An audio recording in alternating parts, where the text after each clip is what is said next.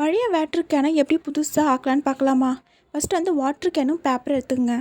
இப்போ பார்த்தீங்கன்னா, இந்த வாட்ரு கேனில் அடியில் இருக்கக்கூடிய இந்த அழுக்கு எல்லாமே வந்து ரிமூவ் ஆகிடும்.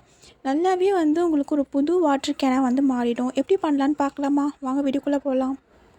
இப்போ வாட்ரு கேனை திறந்துருங்க. இப்போ வந்து பேப்பரை வந்து 4 துண்டாக கிழித்து நம்ம அந்த வாட்ரு கேனுக்குள்ளே போட்டுடலாம். இப்போ கொஞ்சம் தண்ணியை ஊற்றிடுங்க.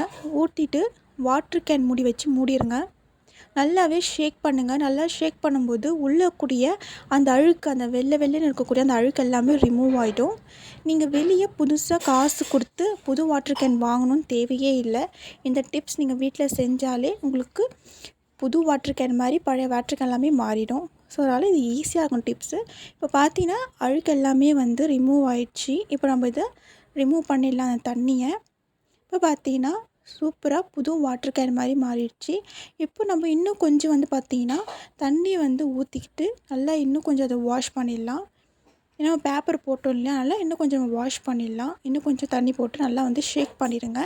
ஷேக் பண்ணிவிட்டு இதையும் நம்ம தண்ணியை வந்து ரிமூவ் பண்ணிடலாம். ரிமூவ் பண்ணிட்டோம் அப்படின்னா சூப்பராகவே வந்து உங்களுக்கு வாட்டர் கேன் வந்து புதுசாகவே மாறிடும். இப்போ சூப்பராக புது வாட்டர் கேன் ரெடி ஆகிடுச்சு. மறக்காமல் இதை நீங்கள் ட்ரை பண்ணிவிட்டு எப்படி இதுன்னு சொல்லுங்கள். மறக்காமல் என்னுடைய சேனலுக்கு சப்ஸ்கிரைப் பண்ணிடுங்க. தேங்க்யூ.